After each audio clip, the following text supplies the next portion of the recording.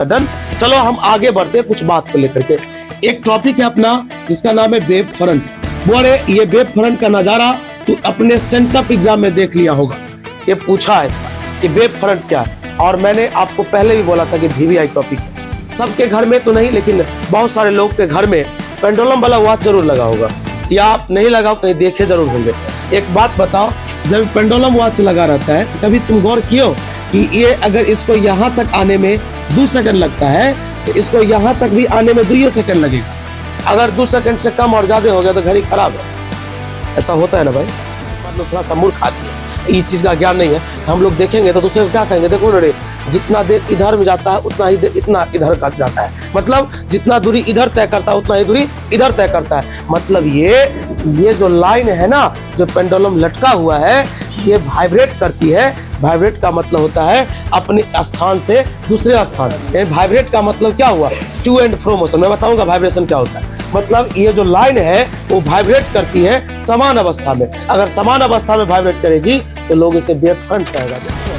हम आपको क्या बोल रहे हैं जरा सुनना एक मिनट। जो वेब ऑप्टिक्स का अभी जस्ट भेजे है, ये हम पढ़ाए इस साल, ये जो साल अभी चल रहा है इस साल। लेकिन हम आपको 2 दिन पहले वेब ऑप्टिक्स का एक PDF भेजे होंगे जिसमें आपको 4 टॉपिक एक्स्ट्रा नजर आएगा। अब ये कहिएगा ये आप क्यों भेज दिए, फिर इसलिए भेजे रे, ये 4 टॉपिक में से एक टॉपिक जो अभी बिहार बोर्ड का मॉडल पेपर लॉन्च हुआ है, उसमें एक डेरिवेशन है जिसका नाम है यंग डबल स्लिट एक्सपेरिमेंट। आपके पास अगर बिहार बोर्ड का मॉडल पेपर होगा तो छुट्टी के बाद ओपन कीजिएगा, 5 नंबरी में मिल जाएगा, जिसका नाम है यंग डबल स्लिट एक्सपेरिमेंट। अब बताइए, हम वेब ऑप्टिक्स में तो आप लोग को नहीं पढ़ाए थे यंग डबल स्लिट एक्सपेरिमेंट, और ये एग्जाम में अगर बाई दी वे आ गया तो फिर आपका छूट जाता। इसलिए आपको याद होगा, ये मेरा एक लिखाने का तरीका है कि प्रत्येक लेसन के समाप्ति के बाद हम सभी बच्चे को यही कहते थे कि आप 3-4 पेज छोड़ करके अगला लेसन स्टार्ट कीजिए, क्योंकि हम जो लास्ट टाइम में PDF आपको देंगे, ध्यान सुनिएगा, जो PDF प्रोवाइड करेंगे वो PDF का जो पेज होगा वो आपको लिखने के लिए जगह चाहिए ना। चलिए आइए, तो हम इसमें एक विचार क्या किए थे भाई, आवाज नहीं करो। इसमें हम विचार क्या किए, जरा इस विचार को भी सुनिएगा, बेहतर होगा आपके लिए, कि वेब ऑप्टिक्स का रिवीजन हो जाएगा, और साथ ही साथ वेब ऑप्टिक्स में जो एक्स्ट्रा पॉइंट है उस पॉइंट को भी हम सबको समझा देंगे।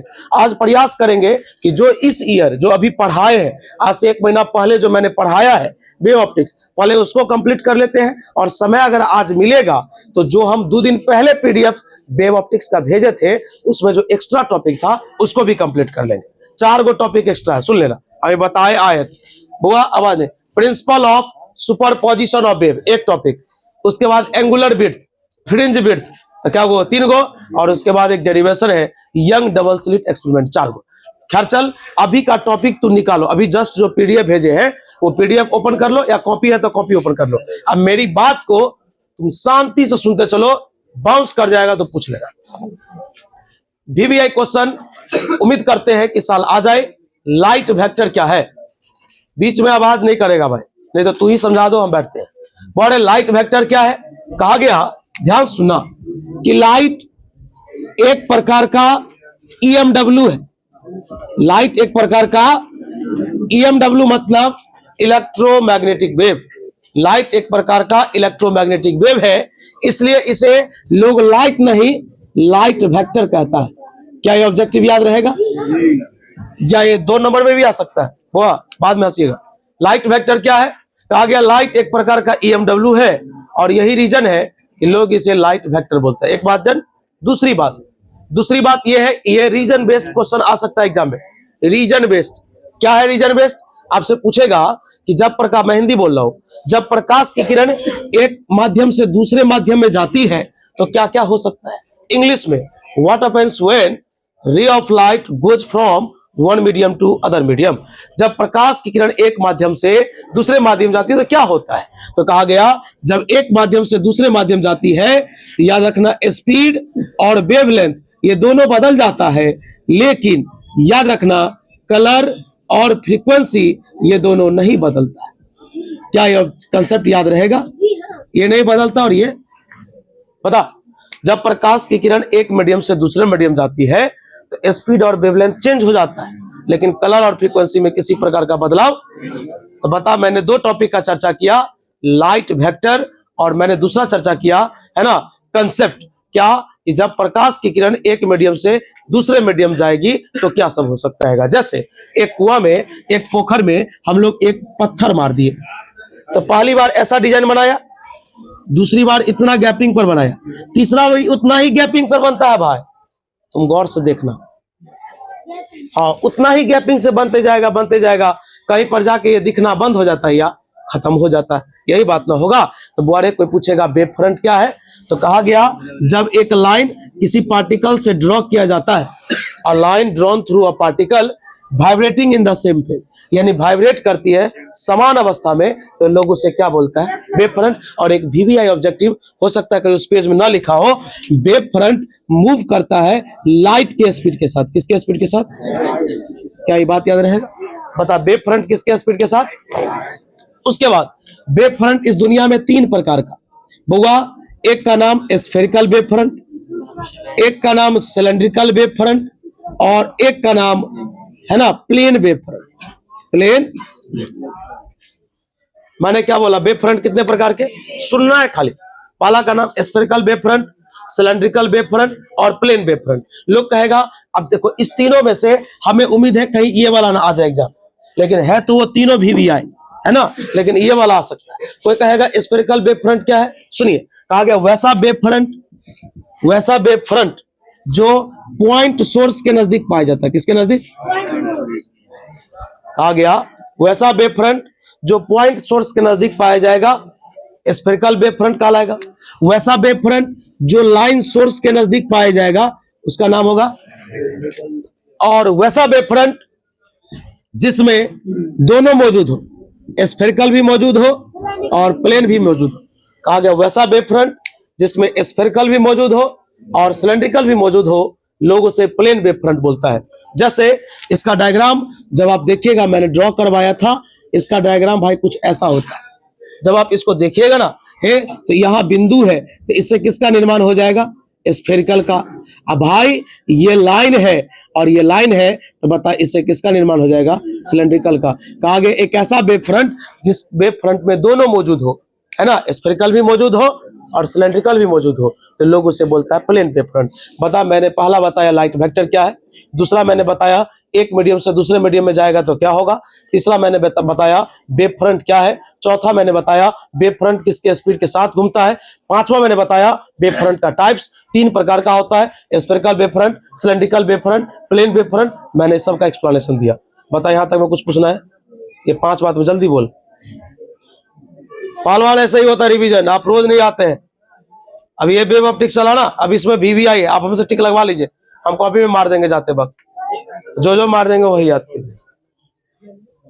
आइए ध्यान दीजिएगा, आगे बढ़ते हैं। सुनिए, हाँ बोले ये हो गया। अब चलो एक टॉपिक है स्पीड ऑफ अ वेव।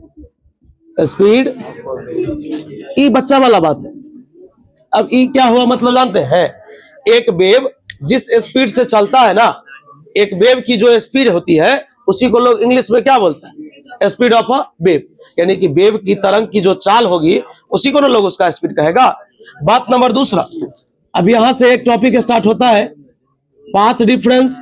ये बहुत वीवीआई है और हमें याद है कि 2015 में ये ऑब्जेक्टिव पूछा था। अंदर आइए, खाली है। बोले टॉपिक का नाम है पाथ डिफरेंस। हाँ चलो वहां बैठ जाओ कहीं पर। Path difference and phase difference. वो आवाज करना हो ना तो छुट्टी दे देंगे, तो आप बाहर में आवाज कर सकते हैं, नो प्रॉब्लम। जब तक पढ़ा रहे तब तक आप शांति से सुन लीजिए बात। पाथ डिफरेंस, पाथ मतलब रास्ता, फेज डिफरेंस, फेज मतलब एंगल। कहा गया एंगल में परिवर्तन होगा, फेज डिफरेंस कहलाएगा, और पाथ में अंतर होगा, पाथ डिफरेंस कहलाएगा। रास्ते में परिवर्तन को पाथ डिफरेंस और एंगल में परिवर्तन को फेज डिफरेंस। याद रखना, एक चीज बताता हूं, मैं एक वेव ड्रॉ कर रहा हूं, शांति से सुनना। और ये फॉर्मूला पूछ चुका है 2015 में। बता ये कितना है? 0। आधा सर्कल कितने का बनाता है? 180। कितने का? 180 को लोग बता दूसरे शब्दों में क्या बोलता है? बता ई पाई, ई भी पाई, एक पाई कितना? बता यहां से यहां तक रास्ता कितना मान देते? लेमडा। मैं तुमसे एक क्वेश्चन कर रहा हूं भाई, आधा वृत्त 180 180 360 होता है ना, तो 360 को लोग क्या बोलता है? 2 पाई। ध्यान देना, यहां पर बता जब पाथ डिफरेंस लेमडा था मेरी बात को सुनना, पाथ डिफरेंस लेमडा था, तो बता एंगल कितना था। अगर तू नहीं समझा तो मान लो इतना बड़ा तालाब खरीदे हम, और वहां पर एक निशान दे दिया या मिट्टी से बांध दिया, बोला यही तक तुम्हारा है, तो वहां तक जितनी भी मछलियां होगी सब मेरा होगा, उसके बाद तुम्हारा होगा। तो बता यहां से यहां तक रास्ते का अंतर कितना है, तो बता यहां से यहां तक एंगल कितना है। तो एक बात बता भाई, इसको मैं 1 से गुना कर सकता हूं ना, तो बता ये गुना उधर जाएगा, ये हो जाएगा 2 पाई बाई लेमडा। अब मैं तुमसे एक क्वेश्चन करता हूं, जरा जानकारी देना। बता किसी दुकान में अगर एक कलम का दाम पता कर लिए और सब कलम एक के रंग है, एक कलम का बोला 20 रुपया लेंगे भाई, उसके दुकान में 30 गो पेन है तो 600 रुपया लेगा हमसे, तभी वो पूरा पेन देगा। बता जब पाथ डिफरेंस लेमडा था तो एंगल कितना था, जब पाथ डिफरेंस 1 हुआ तो एंगल कितना हुआ, 2 पाई बाई लेमडा। अब बता जब पाथ डिफरेंस डेल्टा एक्स होगा तो बता एंगल कितना होगा, 2 पाई बाई लेमडा इंटू। बच्चा यहाँ कंफ्यूज कर गया, मैं बताता हूँ। एक पेन का दाम 5 रुपया लिया तो 20 पेन का दाम वो कितना लेगा, 20 गुने 5, 20 5 100। तो बता हम किसका मान तरह से पूछ रहे थे, डेल्टा एक्स का। तो डेल्टा एक्स का पूछेंगे तो आंसर क्या होगा, 2 पाई बाई लेमडा गुने डेल्टा एक्स। जो मान आया उस मान से उसको गुना करना पड़ता है। किसी एक चीज का दाम मिल गया तो वैसे ही 50 चीज को लोग क्या करेगा, गुना करेगा। तो यहाँ से एक भी ऑब्जेक्टिव है, तुमसे पूछ सकता है फेज डिफरेंस बराबर फेज बराबर फॉर्मूला होता है 2 पाई बाई लेमडा गुने। बता लोग पूछेगा डेल्टा एक्स क्यों लिखे, क्योंकि ये किस एक्सिस की तरफ हो रहा है खेला, एक्स एक्सिस की तरफ। ये दिख रहा है ना आपको, ये वाई होता है, एक्स होता है। चल फिर से बता, जिस स्पीड के साथ वेव मूव करता है वो वेव का स्पीड कहलाता है। पाथ में डिफरेंस को पाथ डिफरेंस, फेज में डिफरेंस को फेज डिफरेंस। फेज डिफरेंस का फॉर्मूला रट जाओ, 2015 में पूछे हुआ, 2 पाई बाई लेमडा गुने डेल्टा एक्स। का से कर रहा है कौन, और यार ऐसे करेगा तो मार खा जाओगा। आओ आगे बढ़ते हैं, ध्यान दो, हला रहे देखो बड़े ध्यान दीजिएगा, हंसी मजाक नहीं करो। सुनो, यहाँ तक जब बात इंड होती है वो एक टॉपिक स्टार्ट होता है, ध्यान सुनिएगा, जिस टॉपिक का नाम है मोनोक्रोमेटिक लाइट।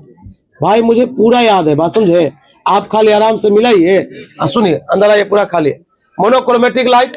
बड़े कोई पूछेगा मोनोक्रोमेटिक लाइट क्या है, यहाँ से भाई VVI टॉपिक स्टार्ट हो गया।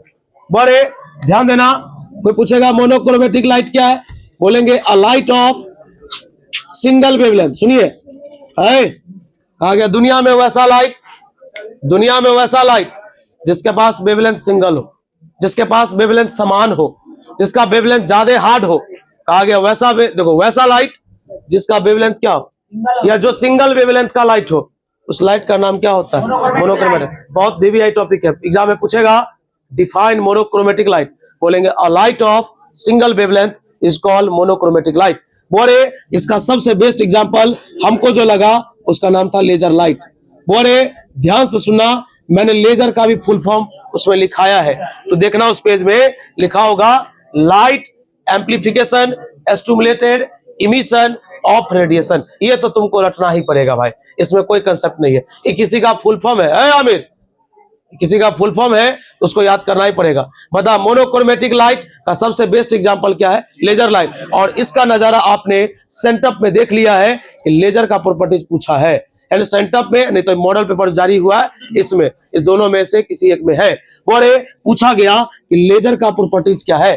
देखिए याद रखिएगा, वहां पर पूछा कैरेक्टरिस्टिक्स। कैरेक्टरिस्टिक्स मतलब भी होता है गुण और प्रॉपर्टीज मतलब भी होता है गुण। बता लेजर के क्या क्या गुण है। देखो कल वहां पढ़ाए तो हम 45 मिनट में पूरा वेव ऑप्टिक्स खत्म कर दिए, 40-45 मिनट। 20 में यहाँ भी स्टार्ट किए, 8-5 में छुट्टी करेंगे तो खत्म हो जाना चाहिए, लेकिन यहाँ खत्म नहीं होगा। क्यों पता है, यहाँ बात करने लगता है बीच बीच में, वहां शांति से पढ़ता है इसलिए जल्दी खत्म हो जाता है। आओ बोरे लेजर लाइट, कोई पूछेगा लेजर लाइट, मैंने बता दिया।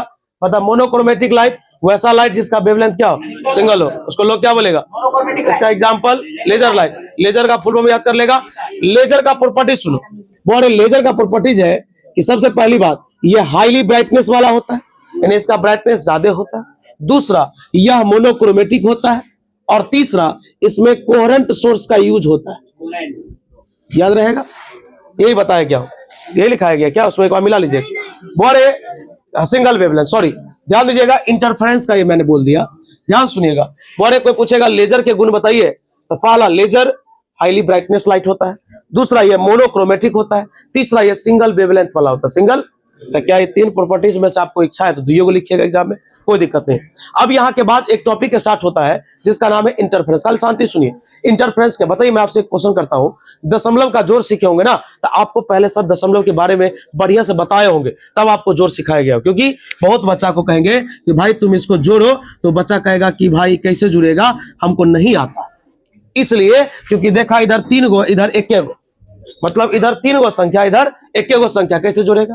कंफ्यूज कर गया तो लोग उसको टीचर सिखाता है कि भाई तुम इसमें 2 गो जीरो अपने मन से लगा दो, उसको लोग इंग्लिश में लाइक डेसिमल बोलता है, यानी समान दशमलव प्रसार। एक बात पता भाई, उसी प्रकार हर चीज के जोड़ने का, हर चीज के घटाने का, हर चीज को बनाने का एक नियम होता है। तुम्हारे कहा गया, ध्यान सुना है, तुम्हारे कहा गया 2 लाइट वेव है। कितने लाइट वेव है? 2 लाइट वेव है। और दोनों लाइट वेव को अगर हम जोड़ेंगे तो जोड़ने का भी तो कोई प्रक्रिया है, और जोड़ने के प्रोसेस को ही लोग इंटरफ्रेंस बोलता है। क्या बोलता है? मतलब 2 लाइट वेव है, यानी 2 लाइट है, उसके जो तरंगे हैं, उस तरंग को जो जोड़ेंगे, जोड़ने का कुछ तो प्रोसेस होगा, उसी प्रोसेस का नाम क्या है? इंटरफ्रेंस। जरा सुनना डेफिनेशन क्या है। The superposition of 2 light wave of single wavelength, यानी सिंगल वेवलेंथ के कितने लाइट, दोनों को जोड़ने की जो प्रक्रिया है, उसी को लोग क्या बोलता है? इंटरफ्रेंस। आगे एक बात करना, कोई पूछेगा कि इंटरफ्रेंस जो आपने पढ़ा या जो बताया, उसके शर्त क्या क्या है? इसके शर्त क्या क्या है? मतलब आप जो जोड़िएगा उसके पीछे तो कुछ कंडीशन होना चाहिए। तो वो इंटरफ्रेंस की कंडीशन से पहला मोनोक्रोमेटिक लाइट का यूज होना चाहिए, और दूसरा कोहेरेंट सोर्स का यूज होना चाहिए। किसका? पहली बात मोनोक्रोमेटिक लाइट का यूज होना चाहिए, और दूसरा कोहेरेंट सोर्स का यूज होना चाहिए। बोले उसके बाद देखिए, दुनिया में लाइट सोर्स 2 प्रकार का है।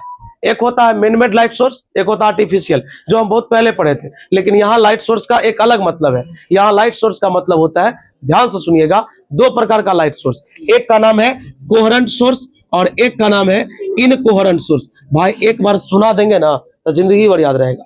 कोहेरेंट सोर्स कहा गया, देखो ऐसे याद रखना, कोहेरेंट में सब कुछ सेम होगा और इनकोहेरेंट में सब कुछ अलग होगा, चाहे जो भी हो। देखो कोई पूछेगा कोहेरेंट सोर्स क्या है, बोलेंगे उस प्रकार का लाइट सोर्स जिसमें वेवलेंथ भी सेम हो, फ्रीक्वेंसी भी सेम हो, फेज एंगल भी सेम हो, सब कुछ सेम हो, तो लोग उसको कोहेरेंट बोलता है। और जिसमें सब कुछ सेम ना हो, यानी तीनों चीज अलग अलग हो, तो उसका नाम होता है इनकोहेरेंट। क्या होता है? अब हम लोग अगले टॉपिक की ओर बढ़ते हैं, और उस टॉपिक का नाम है इंटरफ्रेंस का टाइप्स। बोले इंटरफ्रेंस 2 प्रकार का, एक का नाम होता है कंस्ट्रक्टिव और एक का नाम होता है डिस्ट्रक्टिव। भाई VBI बोले तो VBI हम इसमें बता दे रहे हैं थोड़ा कि कंस्ट्रक्टिव इंटरफ्रेंस एग्जाम में पूछ चुका है, ये एग्जाम में अभी पूछ चुका है, सेंटअप में या मॉडल पेपर में, देख ले तो भाई दोनों जगह हम देखे, क्योंकि सेंटअप भी हाल ही में हुआ है और मॉडल पेपर भी हाल में आया है, दोनों में से किसी एक जगह पर है, और जो बोलते हैं वो आ जाता है। देख एक बार बता रहे, एक बच्चा वहां पर क्वेश्चन किया, आज से मैं बता दूं 3-4 साल पहले का बैच था, यानी 2022 के राउंड की बात बता रहा हूँ, 21 के राउंड। एक बच्चा ऐसा ही उसी ब्रांच का था, हम 5 नंबरी गेस करके दे रहे थे, तो दूसरे को बोलता है कि दूर यार इसमें से तो कहीं नहीं पूछेगा, नहीं गड़बड़ा जाता। तो उसको मैंने एक चैलेंज किया, उस बच्चा का फोटो इसमें नहीं लगा है, उसके भाई का लगा हुआ है बगल वाले में, है ना, ध्यान दीजिएगा। मैं बता दूं, उस बंदे को मैंने कहा था कि भाई अगर इसमें से नहीं मिला ना तो तू साल में जितना पैसा दिया वो भी दे दूंगा, और एक्स्ट्रा में तुम्हें 5000 रुपया दूंगा। अच्छा, रिजल्ट निकला, जब एग्जाम जिस दिन दे के आया, उसी दिन की बात, हम तो क्वेश्चन का इंतजार कर रहे थे कि बच्चा रूम में से निकलेगा, हमको क्वेश्चन भेजेगा किसी भी तरीका से। और उसके बाद उसको बुलाए, उसके बाद बोले कि नहीं सो हमको डाउट लग रहा था। बोले डाउट नहीं करना बाबू, कद देखने में छोटा सा लगता है, काम बहुत बड़ा बड़ा कर देते हैं। हाँ समझा? इसलिए ये जो इंटरफेरेंस थोड़ा बोले,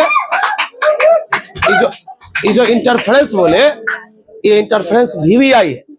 हमें पता है कि कंस्ट्रक्टिव या डिस्ट्रक्टिव में से पूछ सकता है, जब सेंटअप में पूछा कहीं पूछ दे, उम्मीद तो जाता है कि पूछ सकता है।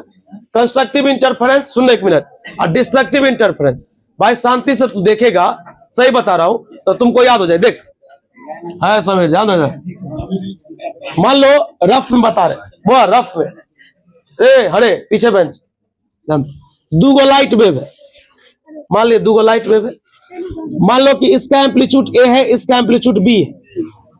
अब बता, इस दोनों को जोड़ेंगे तो कुछ परिणाम आएगा ना, एगो फॉर्मूला तोरा रटना पड़ेगा।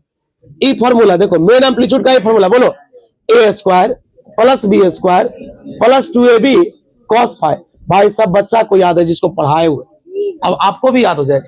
ये मेन एम्पलीट्यूड का फॉर्मूला है, ए बराबर root under A square plus B square plus 2ab। सुनो, अब हम एक बार में क्लियर कर देंगे है।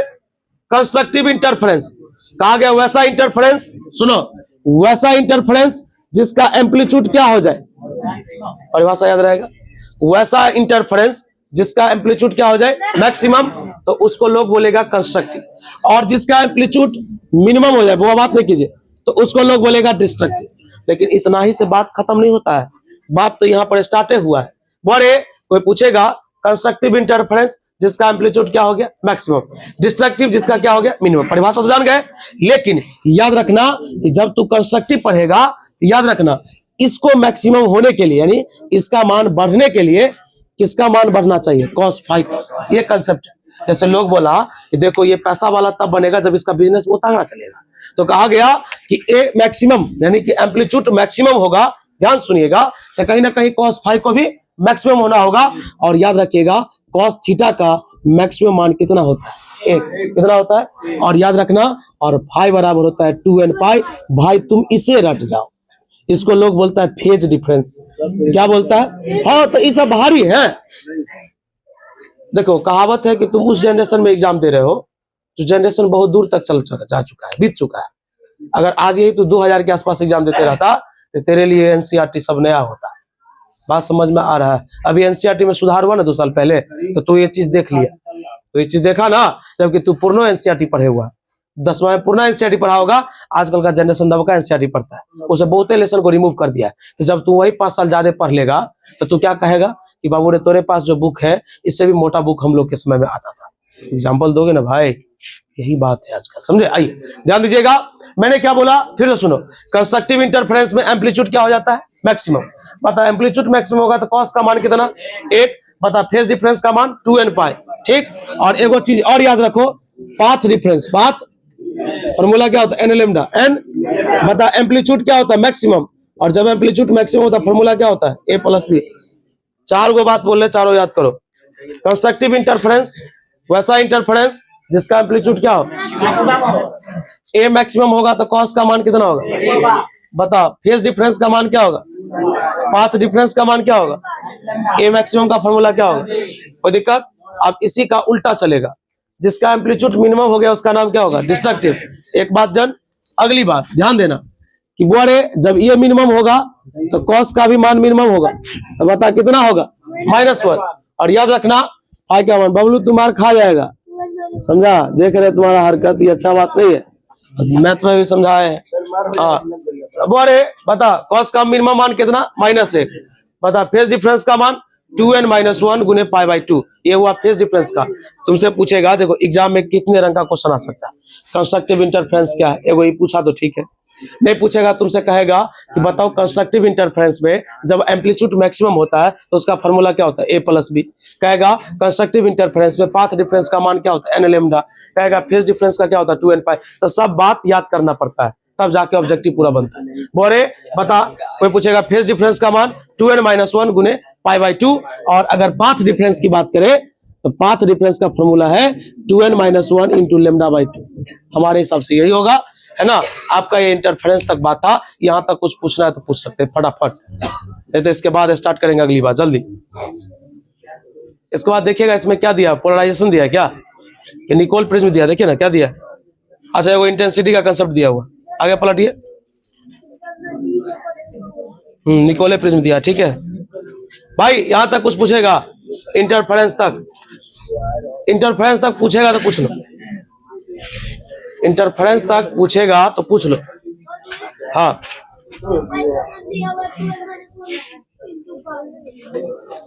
2n माइनस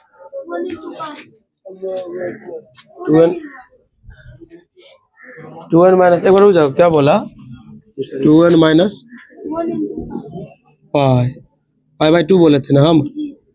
अच्छा एक पुट करो, 0 करो, नहीं तो एक करो, एक किए पाई पाई cos 180, cos 180 कितना होता है, हाँ पाई होगा भाई, गलत लगता है। देखो तो पीडीएफ में क्या है,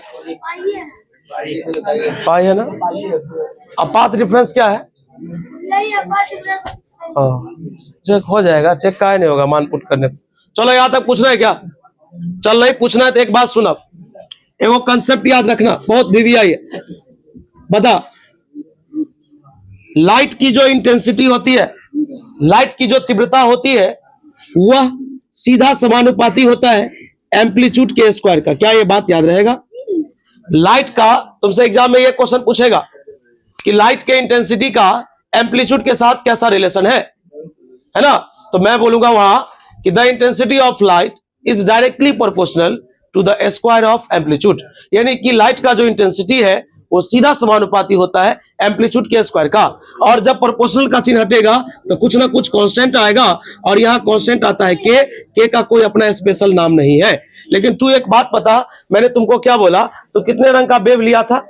दोनों का एम्पलीट्यूड कितना कितना था? ए और बी। चलो यहाँ पर याद रखना कि दो इंटेंसिटी के लिए एक फॉर्मूला बता रहे हैं। रे भाई एक बात बता कि देखो, एगो इसका इंटेंसिटी, एगो इसका इंटेंसिटी, कितने इंटेंसिटी, दोनों को जोड़ेंगे तो इसका कुल परिणाम आएगा ना कुछ। तो वो याद रखना, एक कुल परिणाम का एक फॉर्मूला है रिजल्टेंट ऑफ इंटेंसिटी, यानी आई आर बराबर आई, एक फॉर्मूला है, फॉर्मूला याद रखना I1 प्लस I2 प्लस, है ना, रूट अंडर I1 गुने I2, 2 बाहर में होगा, गुने कॉस फाइव, कॉस वो। सुनना एक मिनट, फॉर्मूला बता रहे, देखो कहेगा दो लाइट वेव है, दो लाइट, दोनों का इंटेंसिटी इतना इतना है।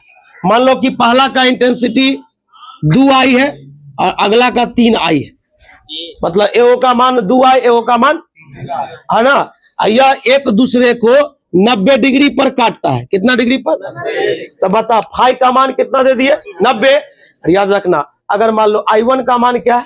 2I, I2 का मान क्या है? बता, उसके बीच का कोण कितना है? तो बता cos 90 का मान 0। ये पूरा टर्म क्या हो गया? बच गया I1 और I2, अब 3 में 2 जोड़ेंगे तो कितना? देखो इसलिए ये बात बोल रहे थे, जो न्यूमेरिकल उसमें बना होगा तो एक बार देख लेना, उसमें लिखा है कि दो लाइट सोर्स है, उसका पहला का इंटेंसिटी I, दूसरे का इंटेंसिटी 2I, और वो एक दूसरे को क्रॉस करती है 60 डिग्री पर। कितना डिग्री पर? तो हम 90 बोले, उसमें 60 पुट कर देंगे। cos 60 का मान 1/2 होता है, जो कटेगा वो कट जाएगा, जो बच जाएगा बच जाएगा। बोले इसके बाद सुनो एक मिनट, लोग कहता है कि जैसे कहीं कहीं पर तू देखता होगा बड़ा बड़ा जो लंगर होता है, अपने लोग गांव घर में छोटा छोटा भोज होता है तो मान लो कुछ लोग को बुला करके बना लेते हैं। जैसे मान लो जैसे कोई हलवाई को बुला लिया, अब वो बना दिया एक बात के लिए। लेकिन कोई बड़ा पैमाना पे जहाँ पे एक एक दिन में 10-10 हजार आदमी का खाना बनता है, जैसे पंजाब सब में लंगर चलता है, या ना बहुत जगह ऐसा है, उत्तराखंड सब में चलता है। अब वहां पर 10-10 हजार आदमी आएगा, उसमें कमना नहीं चाहिए, जितने लोग आएंगे उसको मिलना चाहिए। अब वहां पर तू देखता होगा कि सबका जुगाड़ है, क्या है? अब जैसे आलू जो जैसे काटेगा, अगर मान लो सब्जी का ही लंगर किया है ना, बहुत रंग का लंगर हो, सब रंग का व्यवस्था होता है, तो उसका जो करेगा ना, तो वहाँ आदमी आलू काटने के लिए नहीं बैठा रहता है, वहां पे मशीन रहता है, एक मशीन में रख दिया तो वॉश हो जाता है, फिर वहां से निकला ऑलरेडी कट जाता है, ऑलरेडी पैक हो जाता है, ऑलरेडी रखा जाता है, ऐसा होता है ना। तो इसका क्या मतलब है कि दिन पर दिन ये सिस्टम डेवलप होते गया।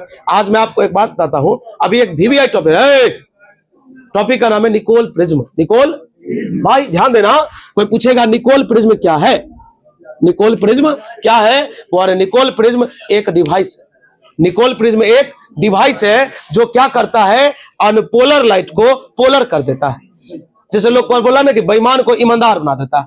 कोई पूछेगा निकोल प्रिज्म क्या है, तो निकोल प्रिज्म एक डिवाइस, निकोल प्रिज्म एक डिवाइस है जो अनपोलर लाइट को पोलर कर देता है। और बता तो तू एक चीज पूछते हैं, जो अनपोलर लाइट को पोलर कर देगा तो ये भी तो एक घटना है, और इस घटना का नाम होता है पोलराइजेशन ऑफ लाइट। क्या होता है?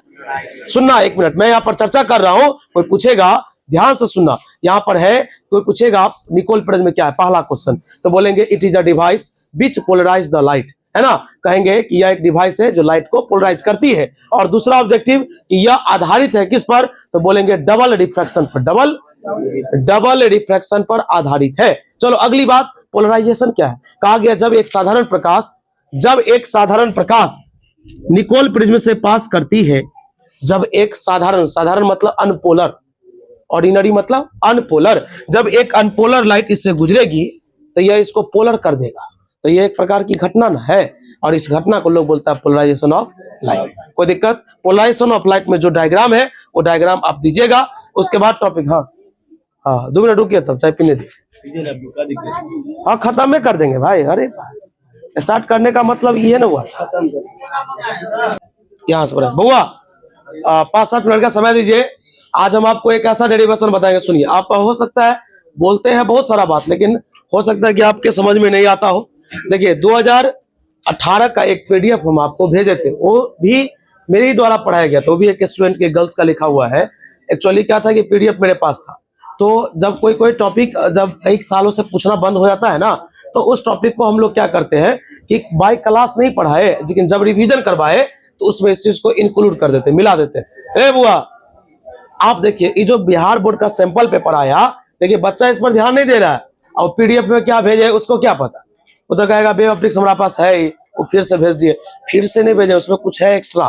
तो उसमें क्या था कि यंग डबल स्लिट एक्सपेरिमेंट पूछ चुका है, डेरिवेशन 5 नंबर।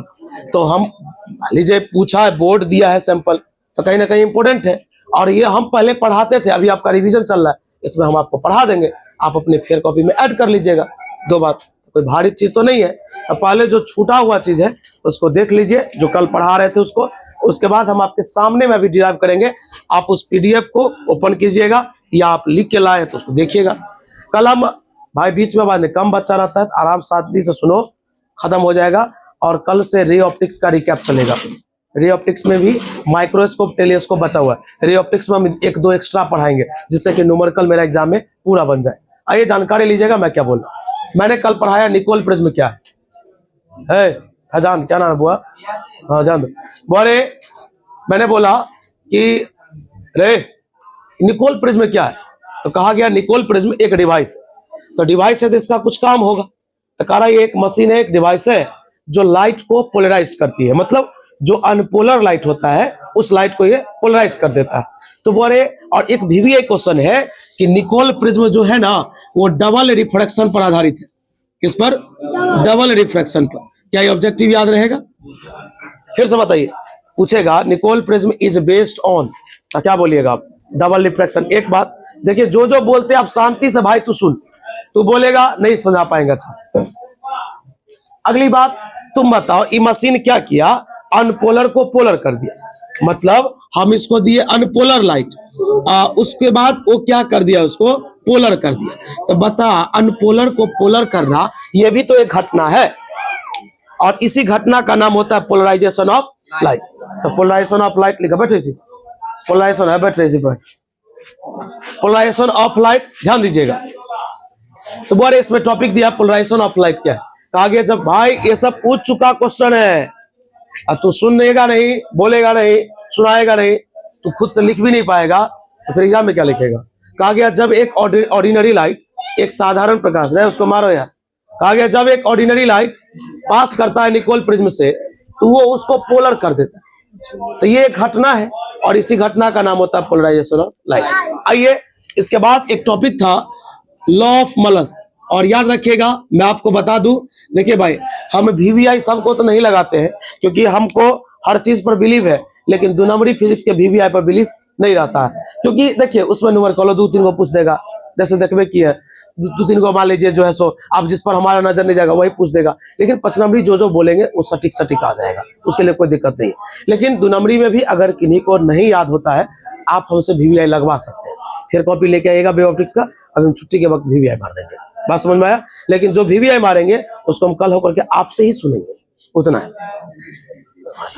तो इतने सुनाइएगा तो कैसे होगा, 2 दिन का समय ले लीजिएगा और कभी सुनाना पड़ेगा। आइए, लॉ ऑफ प्लस, ये इंपॉर्टेंट नहीं है। लॉ ऑफ प्लस होता क्या है?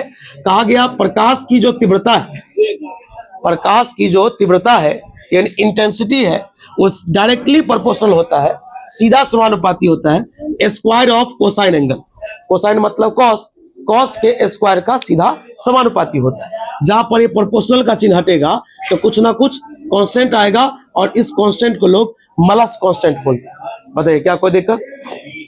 इस सब से 50 गुना वीवीआई, 50 गुना, जिसका नाम है ब्रेस्टर्स लॉ। ब्रेस्टर्स बोले, ब्रेस्टर्स लॉ का क्या क्या वीवीआई सुनिए। जब ये एग्जाम में पूछ देना, आप फॉर्मूला तक डिराइव कर दीजिएगा। मेरी बात सुनिए, आपको हर स्टूडेंट से बेहतर नंबर मिलेगा। सब बच्चा क्या लिखेगा? स्टेटमेंट और फॉर्मूला, लेकिन आप फॉर्मूला तक डिराइव कर दीजिएगा और उसका डिराइव भारी नहीं है, 2 से 4 लाइन का कैलकुलेशन। ब्रेस्टर्स लॉ क्या है सुनिए, कहा गया कि 10 IP, ठेठी में समझिए, 10 IP किसके बराबर होता है? अब इसको इंग्लिश में बोलेंगे। इनका कहना था कि द टेंजेंट, टेंजेंट मतलब होता है 10, the tangent of angle of polarisation, the tangent of angle of polarisation is equal to, बराबर होता है किसका? रिफ्रैक्टिव इंडेक्स का। ये ब्रेस्टर साहब बोले, ब्रेस्टर साहब बोले कि the tangent of angle of polarisation is equal to the refractive index of the medium, that is mu is equal to 10 IP। इतना तो पढ़े हैं, 10 सीधा है, 10 इधर आएगा, इनवर्स लग जाएगा, 10 इनवर्स म्यू बराबर क्या हो गया? एक मेरे पास फॉर्मूला हो गया। उसके बाद आप देखिएगा ब्रेस्टर्स लॉ में ये फॉर्मूला पूछ चुका है, इस पर सवाल पूछ चुका है। जैसे आपको कहेगा कि बुआ रिफ्रैक्टिव इंडेक्स हवा का कितना होता है? 1, कहेगा इसमें 1 पुट कर दीजिए, आपसे पूछेगा एंगल ऑफ पोलराइजेशन, बताइए 10 में किसका मान? 1, 45 डिग्री का। ऐसा भी ऑब्जेक्टिव में आ सकता है। और ऑब्जेक्टिव में ये पूछ चुका है फॉर्मूला कि निम्नलिखित में से ब्रेस्टर्स लॉ का इक्वेशन क्या है? तो म्यू बराबर 10 IP। क्या कोई समस्या? चलिए अगला देखिएगा। अगला टॉपिक है पोलराइड। ये VBI है, ये 26 का मेरा VBI हुआ। पोलराइड, पोलराइड का यूज सुनिए, आवाज नहीं कीजिएगा। पोलराइड क्या है? तो पोलराइड एक सबस्टांस है, पोलराइड एक सबस्टांस, एक पदार्थ है, और उस सबस्टांस से जब लाइट पास करती है तो अपने आप उसमें पोलराइजेशन होने लगता है। जैसे लोग बोला कि देखो इस पाइप से पानी आएगा ना, अगर ये पाइप में कहीं खेत पट रहा है तो पानी यहां से स्टार्ट होगा तो पाइप अपने आप आगे जाके हिलने लगेगा। पानी अगर दूर से आ रहा है स्पीड में तो पाइप हिलने लगता है कि नहीं हिलने लगता? या अजीब टाइप का आवाज आता है कि नहीं आता है? अगर मान लो ट्रेन के पटरी पर कान सटाएंगे, ये फिजिक्स का टॉपिक है, अगर ट्रेन उस वायदी में उस पर अगर आ रहा है, इससे पता लग जाता है कि हाँ कहीं ना कहीं ट्रेन इस पटरी पर, इस ट्रैक पर आ रही है। ऐसा होता है ना। तो पोलराइड क्या है कि पोलराइड एक सबस्टांस जिससे लाइट पास करती है, और लाइट पास करती है तो क्या होने लगता है? पोलराइजेशन। तो लोग इसी सबस्टांस को पोलराइड बोलता है। पोलराइड का यूज कहां पर होता है? पोलराइड का यूज PPL में होता है। PPL को लोग बोलता है प्लेन पोलराइज्ड लाइट, ठीक ना। दूसरा, इसका प्रयोग 3D मोशन पिक्चर में होता है। और चौथा, इसका प्रयोग जो है ना एरोप्लेन में किया जाता है, उसका शीशा वगैरह बने, उसके ग्लास विंडो में। ये प्रयोग इसमें दिया होगा, आप देख सकते हैं। पोलराइड के यूज में कुछ पूछिएगा, इसका यूज PPL में होता है, 3D मोशन पिक्चर में होता है, इसका प्रयोग एरोप्लेन में किया जाता है, या लिखेंगे it is used in the glass window of aeroplane, ऐसे ही बोल सकते हैं। चलिए अगला, हाइजेंस प्रिंसिपल नहीं पढ़िएगा, हाइजेंस प्रिंसिपल पूछ चुका है पिछले साल, नहीं आया। हाँ लेकिन स्टेटमेंट याद रखिए, कहीं 2 नंबर में आए स्टेट हाइजेंस प्रिंसिपल 2 नंबर में, तो यहां तक 2 नंबर में लिखिएगा। यहाँ ये जैसे कुलम्स लॉ हुआ ना, उसी तरह से इसका बोल प्रूफ सब नहीं याद रखिए। नहीं दूर पूछवे नहीं किया आज तक। 20 साल का क्वेश्चन बैंक मेरे माइंड में है, 20 साल मतलब 2005 से लेकर 25 तक एको बार नहीं पूछा। हाँ लिमिटेशन आ सकता है। आइए एक टॉपिक है, हाँ किरचॉफ्स लॉ भी है। आइए स्पीड ऑफ अ वेव। एक बात बताइए, हम हो सकता है कल नहीं बताए होंगे, आज इसमें लिखा हुआ है, बता देते, एक्स्ट्रा में लिखे हुए हैं। अच्छा कल ही लिखे हुए हैं आप। अच्छा अकोमोडेशन पावर उसमें है PDF में। चलिए सुनिए, अकोमोड ये भी एक क्वेश्चन है, देखिए याद रखिए अकोमोडेशन पावर लेंस का होता है, किसका? लेकिन लेंस का ये रे ऑप्टिक्स का टॉपिक है। हम इसको एक्स्ट्रा में जब लिखा रहे थे ना, तो जिसका PDF हम भेजे है वही बच्चा उसी में लिखा होगा, इसलिए इसमें आ गया। देखिए अकोमोडेशन पावर क्या है, कहा गया यह एक एबिलिटी है। एबिलिटी मतलब क्या होता है आप बताइए? योग्यता होता है। यह एबिलिटी है यानी कि रे ऑफ लाइट को या तो कन्वर्ज कर देने का। देखो जैसे ये लेंस है ना, देखो इस लेंस से, भाई प्लीज, अगर इस लेंस से रे ये क्या करता है बताओ? एक जगह पर मिला दिया, ये एक जगह पर क्या कर दिया, इसका मतलब इस लेंस की क्षमता हुई, लेंस की योग्यता है कि इसको एक जगह मिला दिया। रे ऑफ लाइट को एक जगह पर मिला देना, रे ऑफ लाइट को एक जगह से निकाल देना, डाइवर्स कर देना, जो योग्यता लेंस की होती है उसी को लोग अकोमोडेशन पावर बोलता है। ये 2 मार्क्स का भी क्वेश्चन है। उसके बाद है इंटेंसिटी ऑफ लाइट। आइए बताओ इंटेंसिटी ऑफ लाइट कैसा है मात्रक? अरे मजाक में ले रहा है रे। इंटेंसिटी ऑफ लाइट जानता है? प्रकाश की तीव्रता, प्रकाश की, बताओ कोई पूछेगा प्रकाश की तीव्रता क्या है, ध्यान सुनना। देखो यहां पर समझो, लिखा हुआ the amount of light is emitted from a source, यानी किसी सोर्स से, किसी स्रोत से जो प्रकाश उत्सर्जित होती है पर यूनिट टाइम में। पर यूनिट टाइम क्यों बोले? तुम एक बात बता, जैसे एक बात तुमसे पूछते हैं, जैसे मान लो एक पाइप है, पहले इसका उदाहरण समझो। एक पाइप में क्या हुआ, कुछ पानी निकला, तो लोग बोला 1 सेकंड में 5 लीटर, 1 सेकंड में, तो ये क्षमता ना उस मोटर का है जहां से ही पानी आ रहा है कि भाई 1 सेकंड में इतना पानी दे देता है। जैसे किसी किसी के चापाकल में लोग कहता है कि इसके चापाकल में अच्छा पानी आता है, ज्यादा पानी आता है, तो एक बार चलाओगे तो 1 लीटर के राउंड आ जाएगा। तो सबका अलग अलग ना बात हुआ, तो वही बात यहाँ पर है। कह रहा है क्या, कोई पूछेगा इंटेंसिटी ऑफ लाइट, ये इंपॉर्टेंट नहीं है, लेकिन याद रखना जब टॉपिक आ गया है लिखा दिए, और याद रखना छोटा छोटा बात भी एग्जाम में आ जाता है। इंटेंसिटी ऑफ लाइट कहा गया the amount of light is emitted from a source, जो एक सोर्स से लाइट उत्सर्जित होती है पर यूनिट टाइम, यानी प्रति इकाई समय में, उसी को लोग इंटेंसिटी ऑफ लाइट। बड़े याद रखना इसका ऐसा मात्रा कैंडेला होता है। बड़े ये सब इसी पेज में था, ये आप खुद से लिखे हुए हैं? अच्छा, रे ऑप्टिक्स का जब समझाएंगे तब। अच्छा हाँ, अब आइए हम आपको वो डेरिवेशन समझाते हैं। ये पीडीएफ निकालिए आप।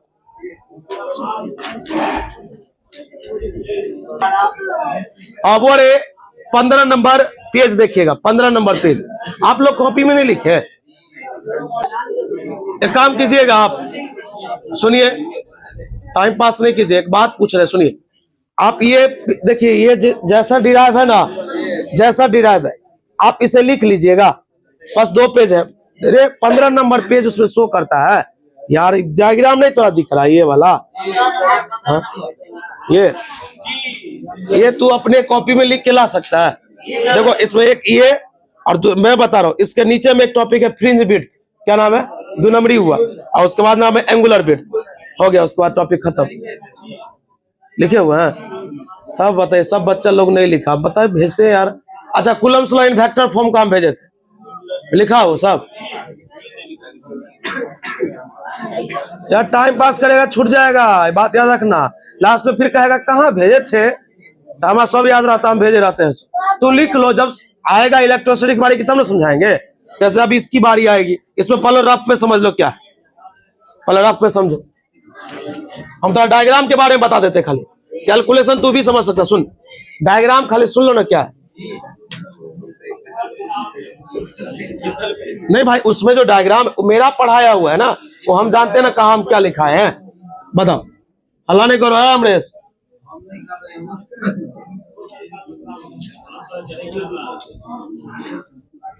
देखो S1 S2 तुमको दिखाई देगा डायग्राम में, वेट करो।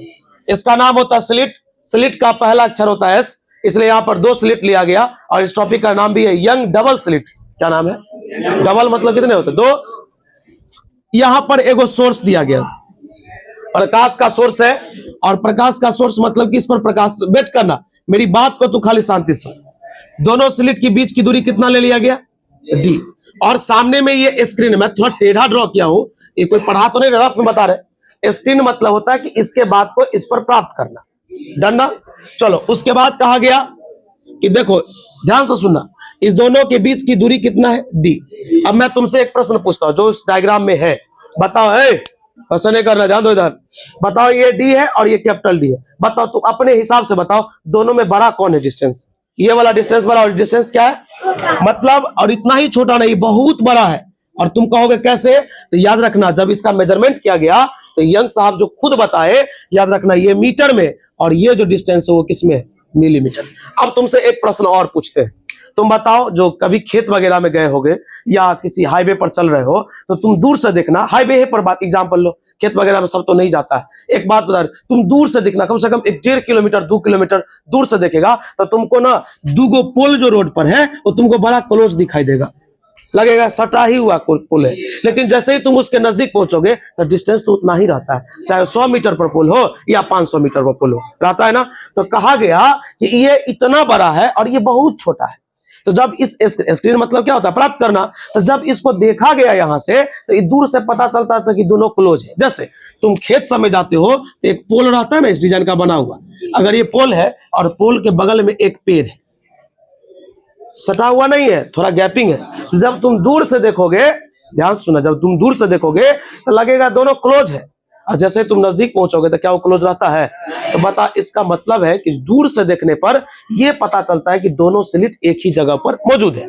बता, इंटरफेरेंस कितने प्रकार का पढ़ा है? 2 प्रकार का, एक कंस्ट्रक्टिव, एक डिस्ट्रक्टिव। एक और प्रश्न पूछ रहे, उसका जवाब देना। देखो याद रखना, इसको यहां मिलाए, जो पूछ रहे उसका जवाब देना, तुम इसी में समझ जाओगे। तुम बता, इसका नाम एल दे देते हैं या पी दे देते हैं, पीए होगा उसमें। बता, 1 मिनट, ये स्टिक है, सुन लो है, ये स्टिक है, मान लो ये 5 सेंटीमीटर का है, तुमको तो पता है ये इससे लॉन्ग है। मान लो ये 5 सेंटीमीटर का है, ये टोटल 8 सेंटीमीटर का है। बता कितने का अंतर हुआ? कितने का? बता, ये भी लंबाई है, ये भी। कल तू एक टॉपिक पढ़ के गया था, पाथ डिफरेंस है, क्या पढ़ के गया था? पाथ डिफरेंस का क्या परिभाषा था? पाथ डिफरेंस का परिभाषा था कि पाथ में जो अंतर होगा उसको लोग पाथ डिफरेंस बोलेगा। तू बता, मैं जो पूछ रहा हूं उसका जवाब देना, बस यही मेन खेला है जो सब नहीं खेल पाता इस डेरिवेशन में। तुम बताओ, ये छोटका है, ये बड़ा है, तो बता गैपिंग कितने का हो रहा है? इतने का। अरे भाई एक बात पता, ई और ई तो बराबरे है, बढ़ तो गया ये, इसलिए कोई पूछेगा S2L का मान क्या होगा? S2L का होगा S2P माइनस। तू मेरी बात नहीं समझा। एक आदमी बोला मेरा जमीन यहां तक है, एक आदमी बोला मेरा यहां से यहां तक है, कितना बढ़ गया? इसका मान कैसे निकालोगे बताओ?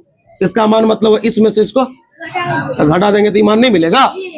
इसी S2L को लोग बोलता है पाथ डिफरेंस। क्या बोलता है? Path difference. और ये S2P और S1P लिखा हुआ है ना, ध्यान सुना। फिगर में ये भी होगा, ये R1 या R2। R1 को पोजीशन वेक्टर लोग बोलता है। क्या बोलता है? इसका कोई काम नहीं, तो R1 R2 लिखो ना लिखो कोई मैटर नहीं करता है। एक बात और तुमको पढ़ाए थे कि जब थीटा बहुत छोटा हो जाए, थीटा बहुत उस जगह पर ले जा रहे बात जो इसमें लिखा हुआ, छोटा हो जाएगा तो स्वाभाविक है किसके बराबर होगा? हो सकता है कि ये किसके बराबर होगा? याद रखना कि जब थीटा बहुत छोटा है तो हम बोल सकते हैं कि साइन थीटा और टेन थीटा दोनों आपस में क्या होगा? बराबर। अब बता, टेन थीटा का फॉर्मूला क्या पढ़ा था? बता 10वां में क्या पढ़ा है? पी बाई पढ़ा है ना, पी बाई बी। बस ये फॉर्मूला पुट करेंगे और बता इस टॉपिक का नाम क्या है? Path difference. एक बार कंस्ट्रक्टिव के लिए, एक बार डिस्ट्रक्टिव के लिए, दोनों के लिए उसे मान पुट किया गया है। एग्जाम में कम समय मिलेगा तो तू कंस्ट्रक्टिव तक प्रूफ करके छोड़ देना, समय ज्यादा मिलेगा डिस्ट्रक्टिव लिख देना। बात समझ में आया? कल तू ये डायग्राम अब पूरा सॉल्व करके लाएगा। तुम एक बात बता, कितना स्लिट लिया गया? इसमें ऐसे लिखा हुआ, let us consider 2 slits S1 and S2 which is kept at a distance D from a light source S, जिसको मैंने S सोर्स से रखा, and a screen is placed, एक स्क्रीन को रखा गया at a distance D from the slits, यानी slit से कितना दूरी पर रखा गया? where D is much greater than smaller d, कहा गया D बहुत बड़ा है, किससे? D is in meter and small d is millimetre, और इसी डिस्टेंस के कारण ये इतना छोटा दिखता है कि लगता है दोनों एक ही जगह पर आ गया है। क्या कोई समस्या? फिर मैंने यहां पर क्या किया? पाथ डिफरेंस निकाला। फिर मैंने तुमको क्या बोला कि थीटा छोटा होगा तो किसके बराबर होगा? साइन थीटा या टेन थीटा। टेन थीटा का फॉर्मूला क्या होता है? ये सब तो तोरो भी आता है भाई। क्या यहाँ 90 डिग्री वाला एंगल नहीं बन रहा? देख नहीं है, इसमें ट्रायंगल में लगा देंगे, फॉर्मूला हो गया। क्या कोई समस्या? और इसको लोग फ्रिंज डिस्टेंस बोलता है, इसको लोग YN से दिखाता है। हो गया, कल इसको डिराइव करके लाएगा घर से। बात समझ में आ रहा? ये तुम्हारा कंप्लीट हो जाएगा, कल चेक करवाएगा। एक बार नहीं हो तो 4 बार बना लेना ताकि थोड़ा यादें हो जाए। ये बात माथा में समझ भी है, बोर्ड दिया है तो इंपॉर्टेंट ही समझे इसको। हाँ बात समझे? इसको जितना बार मन हो अपना उतना बार बना लीजिए, कोई दिक्कत नहीं, लेकिन एक बार हमको दिखाना होगा। उसके बाद हमारे कल जो है रे ऑप्टिक्स स्टार्ट होगा।